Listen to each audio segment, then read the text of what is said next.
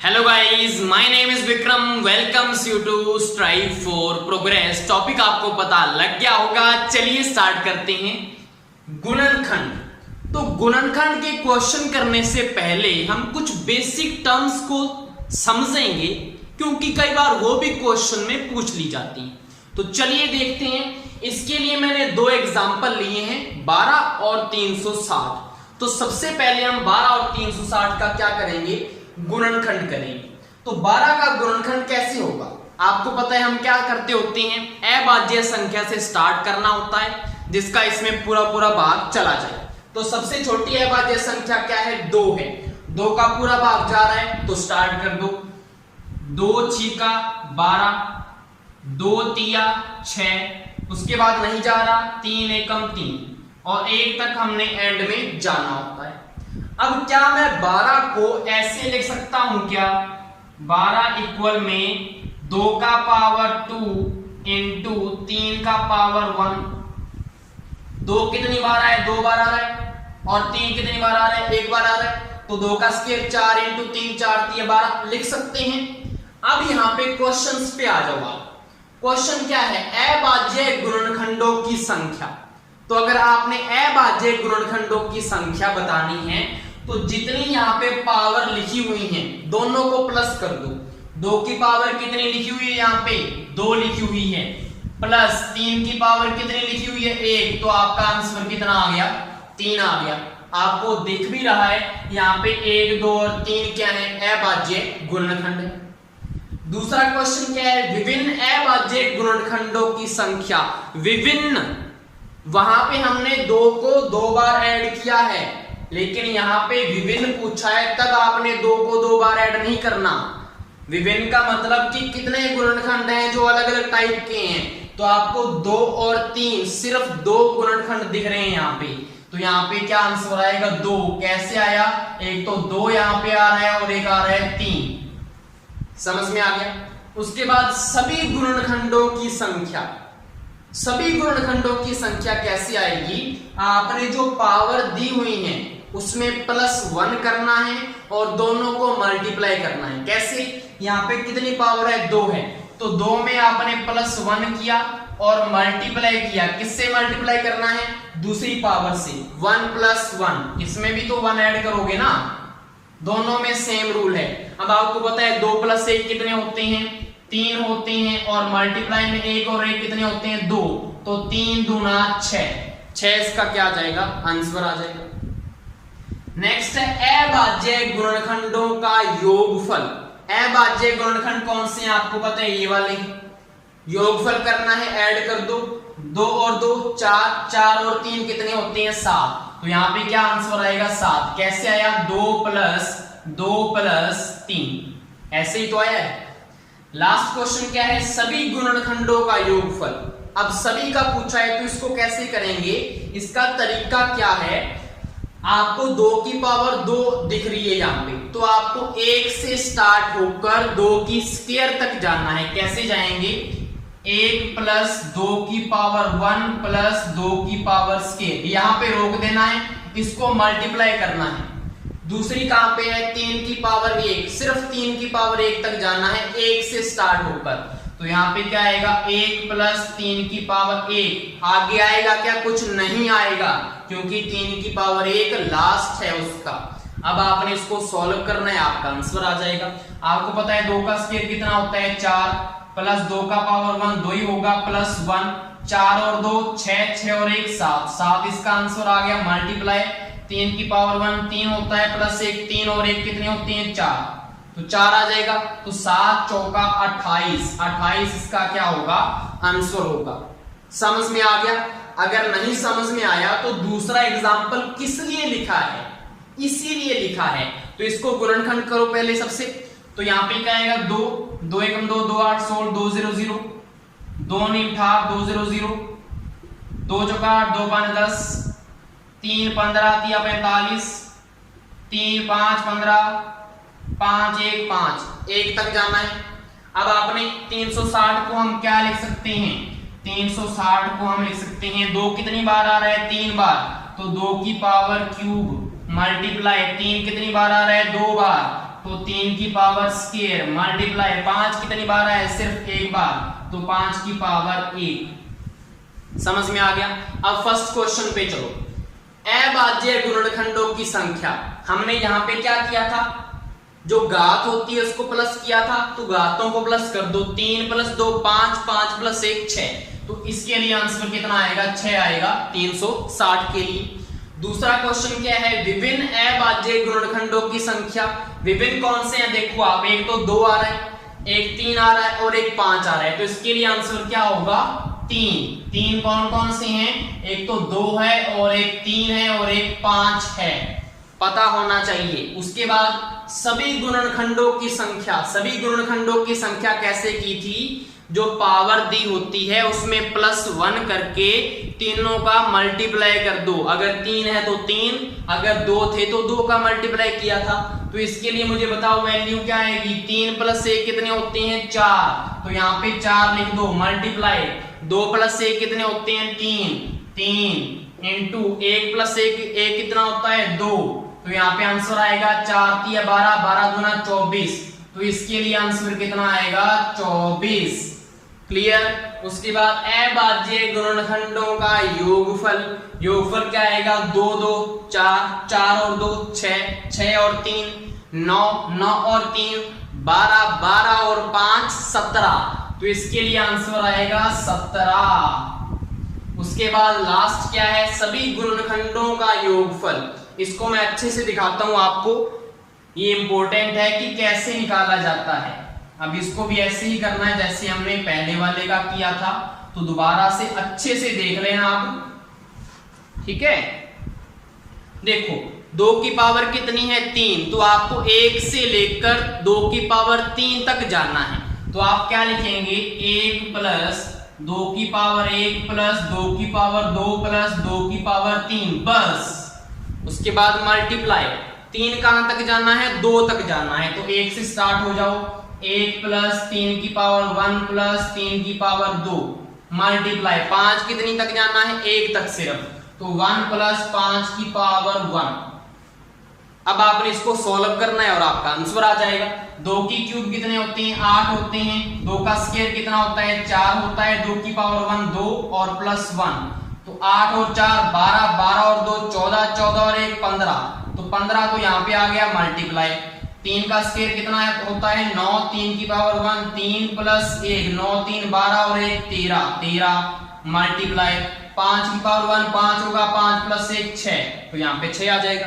अब आपको पता है 15 × 6 = 90 और 13 × 9 = 117, तो यहाँ पे कितना आएगा, 1117, इसका क्या आ जाएगा, 1170 इसका आंसर आ जाएगा। समझ में आ गया ना। नेक्स्ट हम गुणनखंड के क्वेश्चन करने वाले हैं और आपको इन क्वेश्चन से बाहर कुछ नहीं आने वाला। अगर आपसे ये क्वेश्चन हो जाएं तो आपका कोई भी नंबर नहीं कटने वाला। तो पहला क्वेश्चन क्या है, 15a² + 12ab² के गुणनखंड बताओ। आपको पता है कि आपको इसमें कॉमन निकालना होता है, तो 15 और 12 का कॉमन नंबर क्या आ जाएगा, 3 आ जाएगा, क्योंकि 3 × 5 = 15 और 3 × 4 = 12 होते हैं। तो यहाँ पे हमने क्या किया, 3 बाहर निकाल लिया। अब यहाँ पे पहले स्टेप में देखो a² आ रहा है, दूसरे में a आ रहा है, तो कॉमन क्या आ जाएगा, a आ जाएगा। उसके बाद यहाँ पे b है, यहाँ पे b² है, तो b कॉमन आ जाएगा। अब देखो हमने ये कॉमन तो निकाल लिया, अब पहला स्टेप हमने कंप्लीट भी करना है। देखो 3 × 5 = 15, तो अंदर क्या आएगा, 5।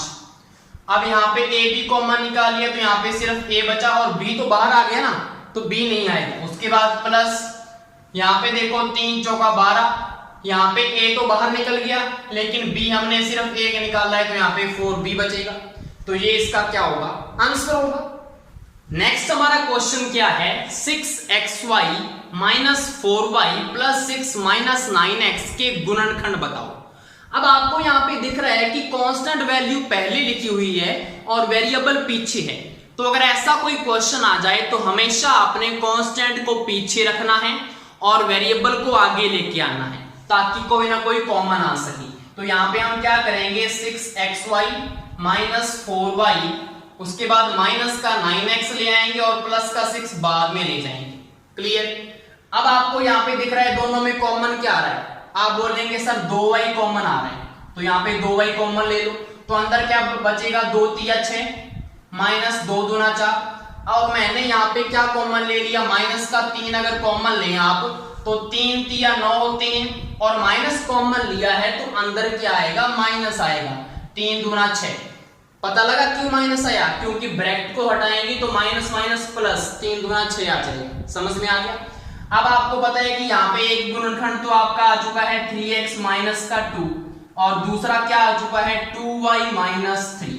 ये इसका क्या होगा, आंसर होगा। नेक्स्ट आपका क्वेश्चन क्या है, 49p स्क्वायर माइनस 36 के गुणनखंड बताओ। अब इसको कैसे करेंगे, आपको पता है 49 किसका स्क्वायर होता है, 7 का। तो यहाँ पे हम क्या लिख सकते हैं, 7p का होल स्क्वायर लिख सकते हैं क्या इसको, बिल्कुल। माइनस 36 किसका स्क्वायर होता है, 6 का, तो यहाँ पे 6 का स्क्वायर लिख दूं। अब आपको पता है ये कैसा बन गया, a square minus b square बन गया। a square minus b square क्या होता है, a minus b into a plus b। तो यहाँ पे a हमारा क्या है 7p, a minus b into में a प्लस b, यही क्या होगा, इसका आंसर होगा। नेक्स्ट आपका क्वेश्चन क्या है, y square plus 8zx minus 2xy minus 4yz के गुणनखंड बताओ। अब इसको कैसे करेंगे आप, अब यहाँ पे आपको दिख रहा है, यहाँ पे पहले क्या है, y स्क्वायर है, तो आप y वाली जो टर्म है उसको आगे ले आओ ताकि कॉमन आ सके। तो हम इसको कैसे करेंगे, आप क्या करेंगे, इसमें y स्क्वायर तो यहाँ पे पड़ा है, माइनस का 2xy आगे ले आओ, तो माइनस का 2xy मैंने यहाँ पे रख दिया। अब उसके बाद आप क्या रख दो इसमें, प्लस का 8zx, और उसके बाद माइनस का 4yz रख दो। क्लियर। अब इन दोनों में कॉमन क्या आ रहा है, आप बोलेंगे सर y कॉमन आ रहा है, तो y कॉमन निकाल लो। तो यहाँ पे क्या बचेगा, एक तो y बच जाएगा, उसके बाद माइनस का 2x बचेगा। अब यहाँ पे कॉमन क्या निकालोगे आप, आपको पता है कि जो ये ब्रैकेट है ऐसा ही ब्रैकेट यहाँ पे भी बनना चाहिए। तो आप क्या निकाल सकते हैं, आपको पता है 4 एक तो कॉमन आ रहा है, एक तो 4 कॉमन आ जाएगा और एक z कॉमन आ रहा है। तो यहाँ पे क्या करो आप, प्लस का 4z मैंने कॉमन ले लिया। अब आपको पता है यहाँ पे कितना बचा, 4 दूना 8 2x माइनस यहाँ पे कितना बचा, माइनस का y। अब आपको पता है आपको सेम करना है, तो आप क्या करें, माइनस को बाहर निकाल लें, माइनस को कॉमन ले लें। माइनस कॉमन लेने से होगा क्या, हमारा जो ये ब्रैकेट है और ये ब्रैकेट है दोनों इक्वल आ जाएंगे। कैसे, आप इसको कैसे लिख सकते हैं, y माइनस 2x, यहाँ पे आप माइनस कॉमन ले लें, माइनस का 4z, माइनस कॉमन लेने से होगा क्या, ये तो प्लस का y हो जाएगा और ये माइनस का 2x हो जाएगा। तो मैं इसको कैसे लिख सकता हूं, y माइनस का 2x लिख सकते हैं। देखो आप इसको ब्रैकेट को खोल के देखो, माइनस का 4yz दोबारा वापस आ जाएगा और माइनस माइनस प्लस का 2x 4z ये वापस आ जाएगा। समझ में आ गया। लेकिन अब आपको पता है कि आपको दोनों को सेम कर लिया। अब आपका एक तो गुणनखंड ये आ गया और दूसरा गुणनखंड क्या है, y माइनस 4z। तो मैं यहाँ पे इसका आंसर लिख रहा हूं, y माइनस 2x एक तो इसका गुणनखंड होगा और दूसरा क्या होगा, y माइनस 4z, ये इसका क्या होगा, सॉरी ये ऊपर वाले का आंसर है, ये इसका आंसर है। ठीक है। नेक्स्ट हमारा क्वेश्चन क्या है, 2ax square plus 4axy plus 3bx square plus 2ay square plus 6bxy plus 3by square के गुणनखंड बताओ। आप बोलेंगे सर इतना बड़ा, हाँ जी इतना बड़ा। तो यहाँ पे देखो, यहाँ पे 2ax स्क्वायर आ रहा है और यहाँ पे x स्क्वायर कहाँ पे आ रहा है, 3bx स्क्वायर, और कोई x स्क्वायर आ रहा है, नहीं आ रहा। तो आप इन दोनों में से कॉमन निकाल लो। क्या निकालोगे कॉमन, आपको यहाँ पे x स्क्वायर कॉमन दिख रहा है, तो मुझे बताओ पहले वाले स्टेप में से अंदर क्या आएगा, 2a, और दूसरे वाले स्टेप में अंदर क्या आएगा, प्लस का 3b आएगा। बिल्कुल। उसके बाद देखो आप यहाँ पे y स्क्वायर लिखा हुआ है और यहाँ पे भी क्या है, y स्क्वायर है। तो यहां से क्या आ जाएगा, y स्क्वायर कॉमन आ जाएगा। तो y स्क्वायर कॉमन निकालो। पहले वाले स्टेप में क्या है, 2a है और दूसरे वाले स्टेप में क्या है, 3b। यहां तक पता लग गया। इसके बाद प्लस, उसके बाद देखो यहाँ पे 4axy है और यहाँ पे 6bxy है। तो दोनों में कॉमन क्या आ सकता है, देखो यहाँ पे 4, यहाँ पे 6, तो 2 कॉमन आ जाएगा, एक तो 2 दूना 4, 2 तिया 6 और एक xy कॉमन आ जाएगा। तो यहाँ पे क्या आएगा 2xy कॉमन आएगा। तो अंदर स्टेप क्या बचा 2 दूना 4, तो 2a प्लस 2 तिया 6 3b। आप देखेंगे कि तीनों ब्रैकेट में सेम वैल्यू आ चुकी है। तो हमारा एक गुणनखंड तो क्या आ गया 2a प्लस 3b, ये आ गया।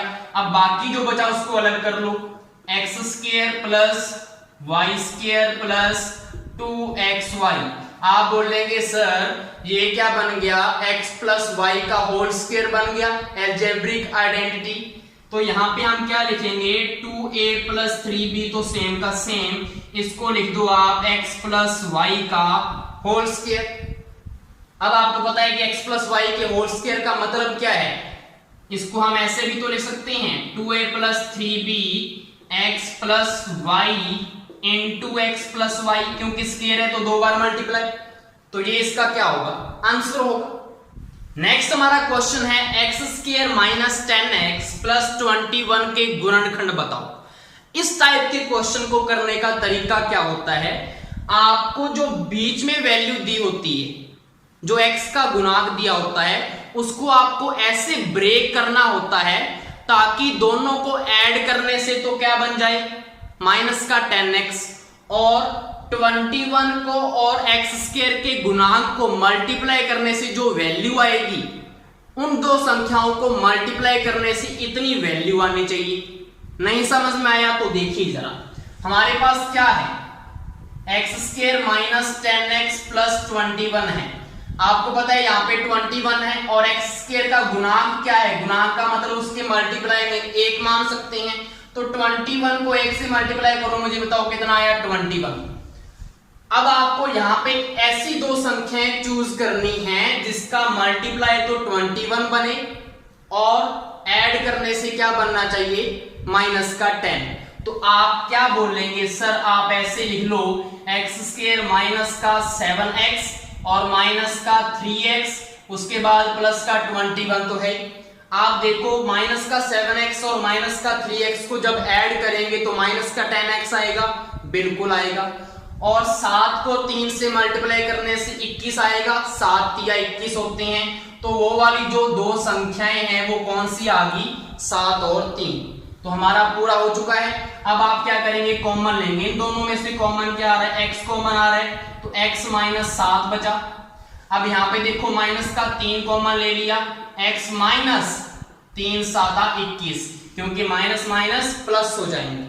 अब आपको पता है यहाँ पे एक तो आ गया हमारे पास x माइनस 7 और एक हमारे पास कितना आ गया x माइनस 3, ये इसका आंसर है। ऐसे ही आपका नेक्स्ट क्वेश्चन होने वाला है सॉल्व, इसको हमने सॉल्व करना है। तो आपको पता है 2x square minus 5x plus 3 है, इसके पहले आपको गुणनखंड करने होंगे ताकि नीचे से ऊपर कुछ कट जाए। तो इसको कैसे करेंगे, सेम तरीका इसका है। 2x square minus 5x plus 3 लिखा हुआ है। मैंने क्या बोला था कि यहाँ पे जो वैल्यू दी गई है उसको एक्स स्क्वायर के गुणांक से मल्टीप्लाई करो। पहले कितना आ रहा है 3 दूना 6, तो आपको 6 बनना चाहिए दो संख्याओं का मल्टीप्लाई, और प्लस करने से माइनस का 5x। तो आप क्या बोलेंगे सर ऐसा करो, यहाँ पे क्या कर दो आप माइनस का 3x माइनस का 2x लिख दो। मुझे बताओ 3 और 2 कितने होते हैं 5, और 3 दूना कितने होते हैं 6 होते हैं या नहीं होते। तो हमारी दो संख्याएं आ चुकी हैं। अब आप क्या करो इनमें से कॉमन निकालो। कॉमन क्या आएगा, देखो यहाँ पे सिर्फ x कॉमन आ रहा है, तो यहाँ पे क्या आएगा 2x माइनस का 3, और यहाँ पे क्या करो आप माइनस कॉमन ले लो, और क्या आ जाएगा यहाँ पे 2x माइनस का 3 आ जाएगा। अब आपके पास पता है आपको 2x माइनस 3 आ जाएगा, और यहाँ पे अगर कुछ नहीं है तो इसका मतलब क्या है x माइनस का 1, इसके मल्टीप्लाई में 1 है ना इसका मतलब। तो यहाँ पे गुणनखंड हमारे आ चुके हैं, और नीचे क्या पड़ा हुआ है 2x माइनस 3, तो कट जाएगा या नहीं कटेगा। देखो ऊपर वाले के गुणनखंड कितने आए हमारे पास 2x माइनस का 3 इंटू में x माइनस 1, और डिवाइड में क्या पड़ा हुआ है 2x माइनस 3। तो ये वाला ऊपर वाले से कट जाएगा और हमारा आंसर क्या आ जाएगा x माइनस 1। समझ में आ गया। नेक्स्ट हमारा क्वेश्चन है x square plus 1 by x square plus 2 -3x-3/x के गुणनखंड बताओ। अब आपको यहां से देखने से पता लग रहा है कि ये x प्लस 1/x का होल स्क्वायर बन रहा है। कैसे?